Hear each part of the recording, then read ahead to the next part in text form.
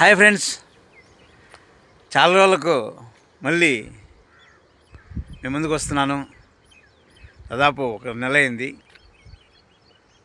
ఇక్కడ నేను PABR dam, ఇది ఒక రిజర్వాయరు. ఇక్కడ నుంచి వాటర్ అనంతపురం డిస్టిక్ తాగడానికి వెళ్తూ ఉంటుంది, ప్యూరిఫైడ్ అయ్యి. సో ఇక్కడ ఈ డ్యామ్ వాటర్ చూడండి, ఈ dam water PABR dam water. Dam water చూసేంత టైపు, ఎంత దూరం ఉందో అంత దూరం వరకు ఉంటాయి వాటరు. చుట్టూ పచ్చని పొలాలు,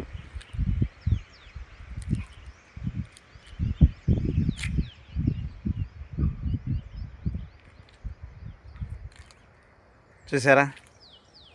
చూడండి, ఈ వాటర్కు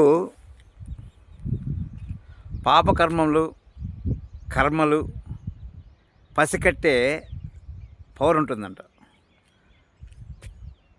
అందుకనే నాకు ఎక్కడ వాటర్ చూస్తే ధ్యానం చేయాలనిపిస్తుంది. నన్ను ఈ ప్రకృతి ధ్యానం చేయని లాగుతుంటుంది ఎప్పుడు. ధ్యానం ధ్యానం ధ్యానం, ప్రకృతికి వస్తే చాలు ధ్యానం చేయమని లాగేస్తుంటుంది నా మనసు. అందుకని ఈరోజు ఇక్కడికి వచ్చాను. ద వాటర్, ఇది ఫ్లోయింగ్ ఏరియా, చుట్టూ చెట్లు పొలాలు. సో ఈరోజు ఇక్కడ ధ్యానం చేసి ధ్యానం యొక్క అనుభవాలను, అలాగే ఆత్మజ్ఞానం అంటే అనే ఒక కాన్సెప్ట్ను మీకు ఈరోజు ఈ వీడియోలో తెలియజేస్తాను. అంతవరకు ఈరోజు మీకు ఆత్మజ్ఞానం గురించి చిన్న కాన్సెప్ట్ చెప్తున్నా. అంతవరకు స్టే ట్యూన్, బాయ్.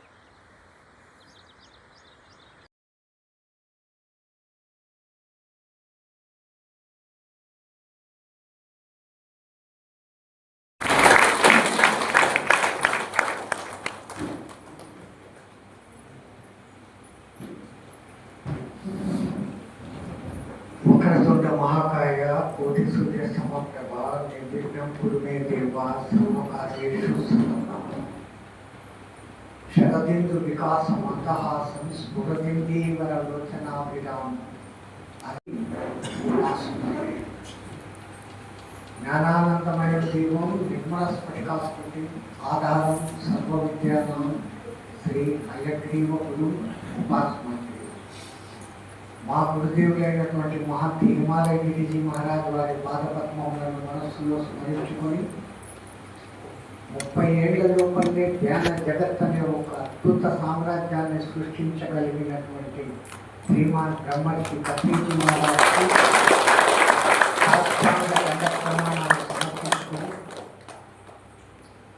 వారి ఆశయాలను మొట్టమొదటగా స్వీకారం చేసిన మొదటి ఆధ్యాత్మిక మాస్టర్స్లో ఒకరైనటువంటి శ్రీ మురళి గారి ఆధ్వర్యంలో ఇక్కడ జరుగుతున్న ఈ పిరమిడ్ కార్యక్రమానికి, ఈ అగస్త్య పిరమిడ్కు వచ్చిన ఆ ఆత్మబంధువులు అందరికీ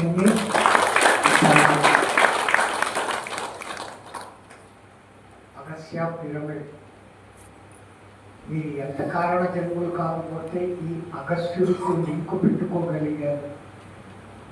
అగస్త్యుడి గురించి మీలో ఎంతమందికి తెలుసు? ఎవరైనా సప్తర్షుల్లో ఒకటి పుట్టాడు. అగస్త్యో కుంభ సంభవ వశిష్ఠుడితో కలిసి పుట్టాడు. ఎంతటి వాడు అంటే నివాత కౌచులు అనే రాక్షసులు భూమి మీద యుద్ధం చేస్తోంది. వాళ్ళని కొట్టేదానికి పోతే నీళ్ళలో తప్పలేదు. ఇక ఇబ్బంది అవుతుందయ్యా అంటే అగస్త్యుడు అట్లా వచ్చి చేతితో నీళ్లు తీసుకుని తాగినట్లుగా 3 సార్లతో సముద్రాన్ని ఉపాసన పట్టి తాగేస్తున్నవాడు.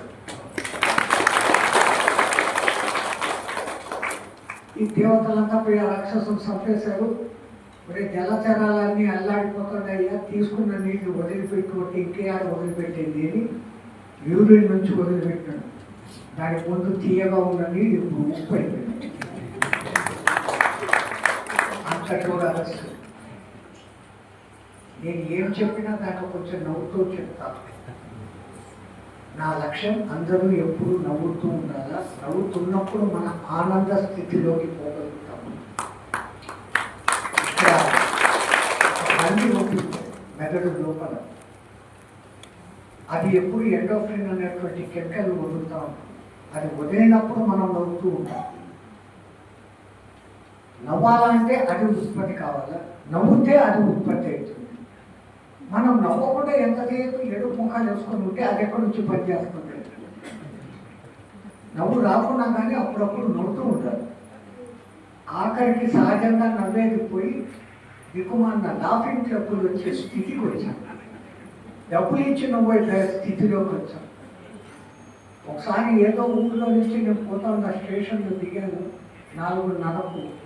అబ్బా బ్రహ్మమాత కాలము గార్డెన్లు బాగున్నాయి చూసుకుంటూ పోతాంలే అని అడుచుకుంటూ పోతాను. సడన్గా ఎక్కడి నుంచో ఆహాహా అన్నాడు. నేను కలియుగంలో రాక్షసుడు ఏడు నుంచి వచ్చారబ్బా అని అట్లా చూశాను.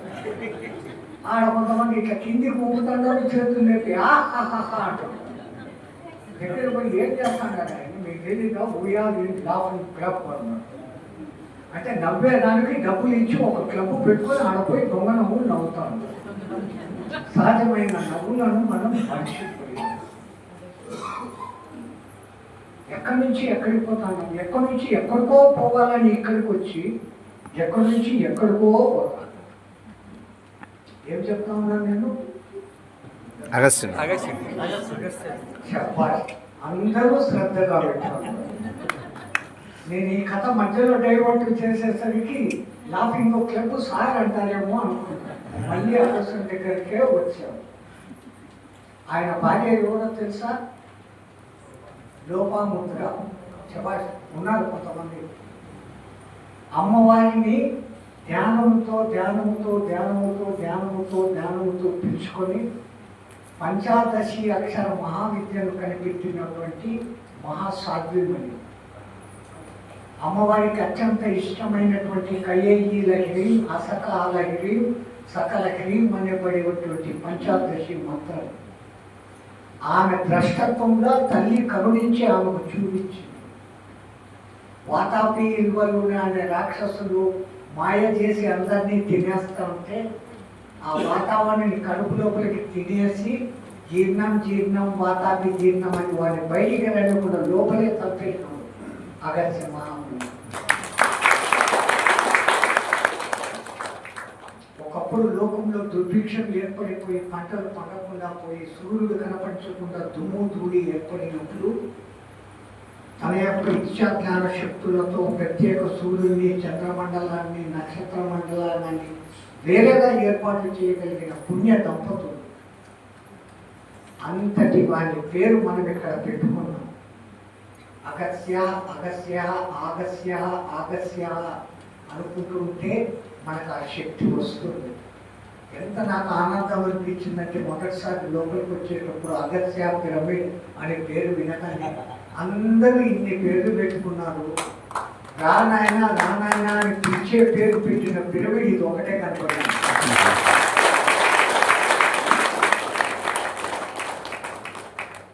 దుర్లభం త్రయమేవచ లోకానాం మనుష్యత్వం మోక్షత్వము మోక్షత్వం సత్పురుష సమాశ్రయం దైవానుగ్రహ హేతు వినా అని అంటారు. ఈ లోకంలో 3 దుర్లభమైన విషయాలు ఉంటాయంట. ఒకటి మనిషిగా పుట్టడం, ఆ పుట్టిన వానికి మోక్షేచ్ఛ ఉండడం. ఈ 2 చేత కాకపోతే ఒక సత్పురుషుని సమాశ్రయం చేయడం లేదా సత్సంగంలో పాల్గొనడం. ఇక్కడ మనమంతా వచ్చాం. సార్ వచ్చాడు ఏమో చెప్తాడు, వినేదానికి రాలే. నేను అందుకోసం రాలే ఇక్కడికి.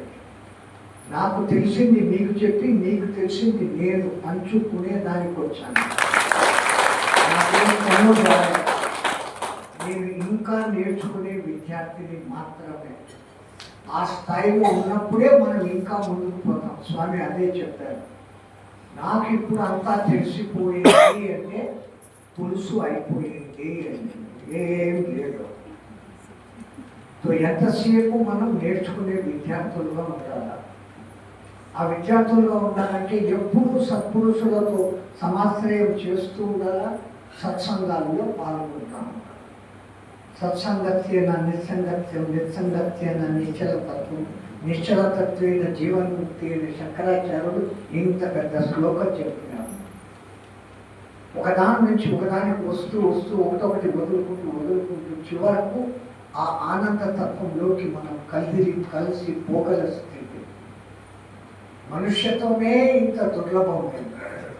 గర్భోపనిషత్తు అనేది ఒక్కటి చదివితే మనిషిగా పుట్టేదానికి జీవాత్మ ఎంతెంత తిప్పలు పడుతుందో అర్థమవుతుంది. తల్లి గర్భంలోకి చేరినాక 6 నెలలు ఆ కల్మషంలో ఉండి పెరుగుతూ 6వ నెల తాను చేరాల్సిన జీవం దాంట్లోకి చేరినాక, ఆహా నేను ఆ గత జన్మలో అట్లా ఉండబట్టి ఇట్లా మళ్ళీ ఈ కంపు జన్మ వస్తుంది, ఈ కంపులో ఉన్నానే, ఎప్పుడెప్పుడు బయటపడతానా, నా గత కర్మలన్నీ కడుక్కుంటాను, శుద్ధంగా ఉంటాను అనుకుని శుద్ధ పూసలాగా మాట్లాడుకుంటాను కడుపులో. బయటికి వచ్చినాక ఒక్కసారి కళ్ళు తెచ్చి ఈ సుందరం చూశాక, ఆహా ఇదంతా ఎంత బాగుంది, నాకే కావాలి. మొట్టమొదటి ఈ నాకుడు అక్కడ మొదలు పెడతాడు. నాకే నాకే నాకే, ఇంకా నుంచి నాక్కోవడమే, పీక్కోవడమే, ఈ గోళలోనే పడిపోతాను. ఆ 9 నెలలు అంత ఆనంద స్థితిలో ఉంది. బయటకు వచ్చినాక ఇట్లెందుకు అయిపోతాను. మాయ అనేది కమ్మేస్తా ఉంది అని అంటారు. మాయ ఎక్కడ ఉంది? నీ అంతకు నువ్వు భ్రమలో భ్రాంతిలో పడితే మాయ, పడకపోతే ఏమి లేదు. నువ్వే ఒక తాడు నాడ పడేసినావు, రాత్రి చీకటి అయినాక దాన్ని చూసినాక పాము అంటారు. తాడు పడేసినోడివి నువ్వే. అరే నేను పొద్దునేసిన తాడే కదా ఇది అని అనుకున్నప్పుడు నీ భ్రాంతి లేదు. నువ్వు భ్రాంతిలో పడిపోవమ్మో పాము అంటారు. సో భ్రాంతిలో పడడము మన చేతుల్లోనే ఉంది, భ్రాంతిలో నుంచి బయటికి రావడము మన చేతుల్లోనే ఉంది. ఒకవేళ మన చేతుల్లో మనకు చేత కాలేదు అంటే మనకు సరైన మార్గం చూపించే ఒక మార్గదర్శి గురువు యొక్క నీడలో, వాడి ఛత్ర ఛాయలో చేరడం ఉత్తమం. ఒక్కసారి గురువు దగ్గరికి చేసినాడంటే ఇంకా అంతా గురువే చూసుకుంటాడు. వాము ఈ మాట చెప్తే ప్రమాదం. ఇప్పుడు గురువును పట్టుకుంటే అయిపోయింది అని మీరంతా నన్ను పట్టుకున్నారు, నేనే అయిపోయాను. నన్ను పట్టుకుంటే ఏం రాదు, చెమట వస్తుంది, కంప వస్తుంది. నా మాటలు దాని లోపలి అర్థాలు సారాలు గ్రహించగలిగి అప్లికేషన్ సాధనలో పెట్టగలిగినప్పుడు అవుతుంది. కానీ 1000 సార్లు మంచి మాటలు విన్నా మోక్షం మోక్షం మోక్షం, వాడెవడో డుక్రం కరణి అంటాడు. వాడికి 95 ఏళ్ళ వయసు వచ్చింది, అయినా కానీ వాడు డుక్రం కరణి వ్యాకరణం ఇంకా నేర్చుకోవాలా అంటానే ఉన్నాడు. అప్పుడు శంకరాచార్యుడు వచ్చి ఏమన్నాడు?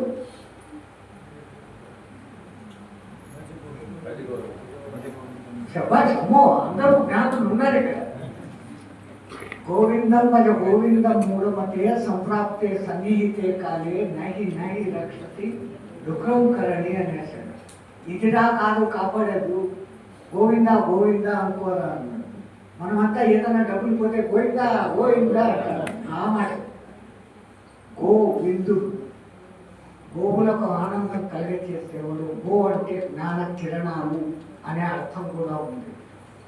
ఆ కిరణాలను ప్రసరింపజేసి మనల్ని ఆనందింపజేసేవాడు నిజమైన గోవిందుడు. ఆ గోవిందుడు అంటే గో అనే జ్ఞాన కిరణాల గురించి మనం తెలుసుకోవాలి, ఆ జ్ఞానం మనం పెంచుకోవాలి. ఆ ఒక్క మాటలో 3 పదాలలో మనుష్యత్వం, ముముక్షత్వం. మోక్షం కావాలా అందరికీ ఉందా ఈ ఆశ? ఒక్క జన్మలోనే వచ్చేస్తుంది మోక్షం. ఎవడో ఒకసారి నారదుడు అట్లా వైకుంఠానికి పోతాంటే దాంట్లో ఒక 3 కనపడ్డారంట. ఆడొకడు నారదా ఆడిపోతాడు. నారాయణుడిని చూసేపోతాడు. నాది ఒక్క ప్రశ్న చెప్తావా ఆయనతో అడుగుతావా అడుగుతాను చెప్పు నాకు మోక్షం ఎప్పుడు చెప్పాలి రైట్ కనుక్కొని చెప్తాను నెంబర్ 1 2 నెంబర్ రాసుకున్నాను. ఇంకొంచెం దూరం పోయినాక ఇంకొక ఆయన వచ్చారు. ఆయన ఇదే అడిగాడు నెంబర్ 2 అని ఆయన పేరు రాసుకున్నాడు. మూడో ఆయన అదే అడిగాడు ఆయన పేరు రాసుకున్నాడు. వైకుంఠం పోయినాక నారాయణ హ్యాపీనా బ్యాట్నా అంతా అయిపోయినాక నేను వచ్చేటప్పుడు నెంబర్ 1 నెంబర్ 2 నెంబర్ 3 వాళ్ళు మోక్షం కావాలా అని అడిగారు. వాళ్ళ మోక్షం ఎప్పుడు ఇస్తావో చెప్పు అన్నారు. ఆ నెంబర్ 3 మూడుగానికి 3000 జన్మలు, నెంబర్ 2 వానికి 9000 జన్మలు, నెంబర్ 1 వానికి వాడు ఏ చెట్టు కింద కూర్చున్నాడో ఆ చెట్టు ఎన్ని వేల ఆకులు ఉన్నాయో అన్ని వేల ఆకులు ఉన్నంత వరకు మోక్షము అన్నాడు. నా అడుగుతూ రిటర్న్ వచ్చాడు. ఒకనాయన నీకు 3000 జన్మల్లో మోక్షం అన్నాడు. అమ్మో ఇంకా 3000 జన్మలా అని పడ్డాడు.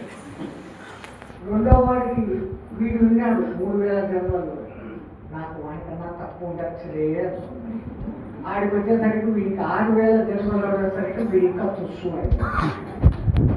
మూడో వాడి దగ్గర వీడికి ఎప్పుడు వస్తుందండి నాతో వెనకాల వీడిద్దరు కూడా వచ్చారు. నాలుగో దగ్గరికి వచ్చినాక వాడి దగ్గరికి మూడో వాడి దగ్గరికి వచ్చినాక ఒరే ఈ చెట్లు 14,000 ఆకులు ఉన్నాయిరా, అన్ని వేల జన్మలు ఎత్తినాక నీకు ఉందంట అంటే ఆహా ఆహా నా అంత అదృష్టవంతుడు లేడు అన్నాడు. ఇదేగా 3,000 జన్మలని మేము ఏడుస్తుంటే 6,000 జన్మలని ఏడుస్తుంటే 14,000 జన్మలు అంటే నువ్వు ఏమి బాధపడకుండా సంతోషిస్తున్నావు ఏమిరా అంటే 14,000 జన్మల తర్వాత నాకు గ్యారంటీ మోక్షం నారాయణుడు ఇస్తాడు అని చెప్పాడు కదా. That confidence is more than for me. 14,000 జన్మలు కానీ 14,000 జన్మల తర్వాత నాకు మోక్షం ఉంది, పరిపూర్ణ విశ్వాసం ఏర్పడింది. విశ్వాసం అంటూ ఏర్పడినాక ఇంకా ఏ భయము లేదు. మనం ఆ విశ్వాసం లేని స్థితిలో ఉంటాం, ఉన్నట్టు కనపడతాం, నటిస్తాం. పరిపూర్ణ విశ్వాసంలో ఉండడం లేదు. ఆ పరిపూర్ణ విశ్వాస స్థితికి మనం ధ్యానంలో పరిపూర్ణ స్థితికి పెంచుకోవాలి. ఇట్లా మాటలు ఎంతసేపైనా మాట్లాడుకుంటాంలే కథలు ఉదాహరణ. ఇంతకుముందే నేను చెప్పినాను, ఇప్పుడు సత్సంగంలో ఉన్నాము. సత్సంగం అంటే ఎవడో ఒకడు వచ్చి ఉపన్యాసం చెప్పేయడం కాదు, మీరందరూ విని తప్పక కొట్టి పోవడం కాదు.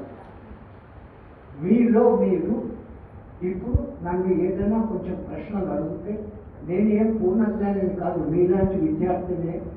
నాకు తెలిసింది మీతో పంచుకుంటా. కాకపోతే నేను అడగమన్నాను కదా అని మా మనవాడికి కాలేజీలో సీట్ ఎప్పుడు వస్తుంది, నా కొడుకు పెళ్ళి ఎప్పుడు వస్తుంది, నాకు ప్రమోషన్ ఎప్పుడు వస్తుంది ఇలాంటి అడగకుండా సాధనాపరమైనటువంటి విషయాలే అడుగుతూ పోతే ఉంటాయి కదా అనుమానాలు. అనుమానం లేని వాడు ఎవరు లేడు కదా. అనుమానం నివృత్తి అంటే మీకున్న ఒక్క అనుమానమే అందరికీ కూడా ఉండవచ్చు, వాడు చెప్పలేకపోవచ్చు. మీరు అడగడం మూలంగా ఇంతమందికి కూడా దానికి సంబంధించిన వివరణ తెలిసే అవకాశం ఉంది. ఇది అందిస్తారు. ఇది సౌండ్లెస్ లేదా ఇది చెప్పండి. ఆరోగ్య రహస్యం స్వామి. ఆరోగ్య రహస్యం. ఇంకా చేసి మళ్ళా కట్టె మీదకే వచ్చాడు. నిజమే, ఉత్సాహం ఉంటుంది. మేమంతా కొన్ని ఏళ్ళకి ఇబ్బందులు పడుతున్నామే, వీడేమంతా కడగమని నడుస్తున్నాడు, ఏం పెట్టా తింటున్నాడో, ఎంతసేపైనా కూర్చుంటున్నాడో, ఎట్లున్నాడో అని అనుకుంటాడు. చాలా నియమబద్ధమైనటువంటి ఒక జీవన విధానం ఉంటుంది. మీరు అక్కడ బోర్డు మీద చూసినారు, రామచంద్రుడు కొన్న 3 లక్షణాలు: హితభాష్యము, సుఖభాష్యము, మితభాష్యము అనే లక్షణాలు. హితాహారం, మితాహారం, శుచాహారం అనే 3 లక్షణాలు. మన బాడీకి ఏది హితం కలిగిస్తుందో ఆ ఆహారమే తీసుకోవాలి. ఇప్పుడు ఏదో కొంతమందికి వంకాయ కూరను ఆలు కూరను ఉల్లగడ్డ కూరను ఏదో పట్టదు అది తింటే వాతము అని ఒక ఇంప్రెషన్ పడిపోయినాక అమ్మో వంకాయ తింటే వాతం అనేది రికార్డ్ అయిపోయింది. వంకాయ చూడంగానే వాతం పెరుగుతుంది. సో ఆ వంకాయ తినడం మానేశారు. కానీ ఎక్కడో ఒక పార్టీకి పోయారు, ఒక పెళ్ళికి పోయారు. ఆ వంకాయతో పాటు ఇంకా ఏ టెంకాయో వేసి బ్రహ్మాండంగా వండారు. ఆ స్మెల్ బ్రహ్మాన్ని కొడుతుంది. ఈ రాక్షసు డైరెక్షన్ ఇచ్చేస్తాడు. మరి ఉంది వాసన వేసేయి ఇంకా అక్కడ పోయి చూడంగానే అది ఎర్రగా కూర కనపడంగానే వీళ్ళు చెప్తాడు వేసేయి. వీళ్ళకన్నా ముందు లోపల వీడు ఎప్పుడెప్పుడు వేస్తాడా అని ఊరుతా ఉంటాడు. ఈ ముగ్గురి మాట విని అది తింటే తిప్పలు పడేది ఎవరు?